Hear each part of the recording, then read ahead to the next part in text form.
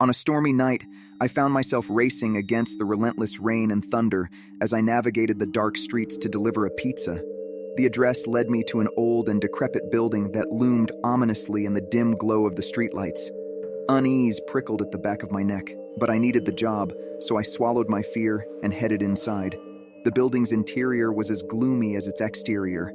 I knocked on the door of the designated apartment, my heart racing as I heard faint shuffling noises from within. The door creaked open slowly, revealing a figure whose face was obscured by the shadows. The air felt heavy, suffused with a palpable sense of dread. I handed over the pizza, trying to keep my voice steady as I mumbled the total. The figure's hand emerged from the darkness, its fingers unnaturally long and bony, gripping the money. As the door closed, I was left alone in the hallway, a shiver running down my spine. Back in my car, I couldn't shake off the feeling that something was deeply wrong. The apartment had an air of abandonment, yet someone had been inside. My curiosity got the better of me, and I decided to investigate further. I parked nearby and approached the building, my steps echoing in the eerie silence. I reached the apartment door and hesitated before pushing it open. Inside, I was met with a scene straight from a nightmare.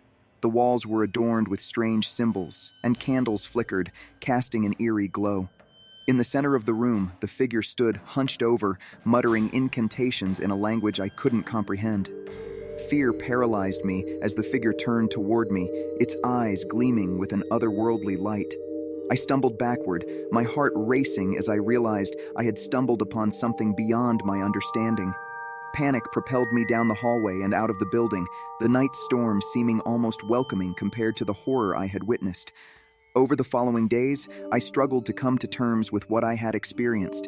The images haunted my dreams, and every shadow seemed to hold a lurking terror. I couldn't escape the feeling that I'd stumbled into a world of dark rituals and malevolent forces.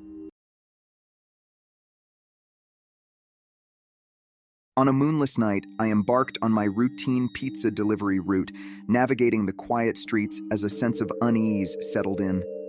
The address led me to a dilapidated house at the end of a desolate cul-de-sac.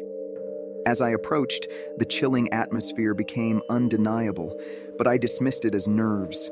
I knocked on the door, and a strange silence enveloped me. Slowly, the door creaked open, revealing a figure standing in the shadows.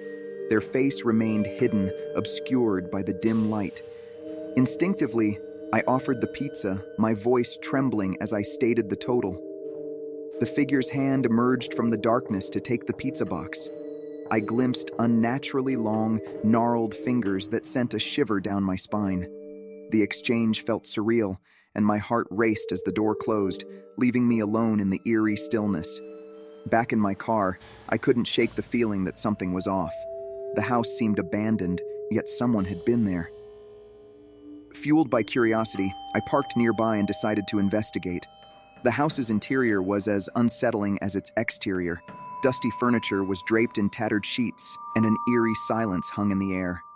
A dim light emitted from a room at the end of the hallway, drawing me closer. As I stepped inside, a nauseating odor engulfed me, a mixture of decay and something far worse. The room was a macabre tableau, walls adorned with arcane symbols, and candles cast flickering shadows that danced with malevolent intent. In the center, a figure stood hunched over a pentagram drawn in crimson. Their mutterings were a twisted melody of incantations. My heart raced, and I stumbled backward, unable to tear my eyes from the scene. The figure turned, revealing eyes that gleamed with a sinister light. Fear rooted me in place as they approached, their voice a chilling whisper promising a fate worse than death. Panic surged through me, and I fled the house, my mind racing with the horrors I had witnessed. For days, the images haunted my thoughts, and sleep became a distant memory. Every sound echoed with the figure's whispers, and every shadow seemed to conceal their malevolent presence. The experience left me changed, forever wary of the unseen darkness lurking in the mundane. The pizza delivery that night had unearthed a nightmare beyond comprehension.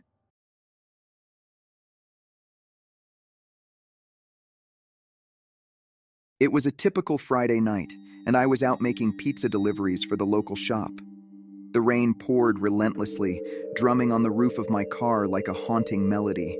My last delivery of the evening led me to a house that stood at the end of a long, winding driveway, shrouded in darkness. As I approached the house, a chill ran down my spine. The place looked deserted, its windows boarded up, and the front yard overgrown with weeds.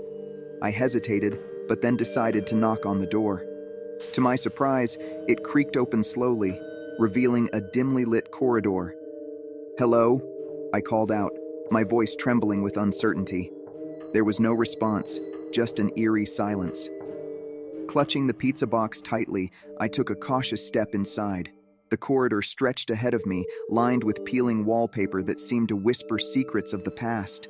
I made my way further into the house, my footsteps echoing through the empty rooms. The air was thick with the musty scent of neglect. I could hear faint, unsettling noises in the distance, like soft whispers that sent shivers down my spine. As I reached the kitchen, I froze in my tracks. The room was dimly lit by a single flickering candle, casting eerie shadows on the walls. At the center of the room stood a table, covered with a blood-stained cloth. My heart pounded in my chest as I saw what lay atop that table. A severed hand, fingers outstretched in a grotesque display. Fear gripped me, and I stumbled backward, dropping the pizza box. I turned and ran towards the front door, but it slammed shut with a deafening thud, trapping me inside. Panic set in as I desperately searched for a way out. The unsettling whispers grew louder, filling the house with an otherworldly chorus. I finally found a window, its glass broken and jagged. Without thinking, I crawled through it, ignoring the pain as shards cut into my skin. I tumbled onto the wet grass outside, gasping for breath. I scrambled to my feet and sprinted back to my car, not daring to look back at that forsaken house. I sped away, leaving the horrors of that night behind me. To this day, I can't forget the chilling sight of that severed hand or the haunting whispers that echoed through that house. I never returned to that part of town, and I always choose well-lit and populated places for my deliveries. That night, I delivered more than just pizza. I delivered myself from a nightmare I'll never fully escape.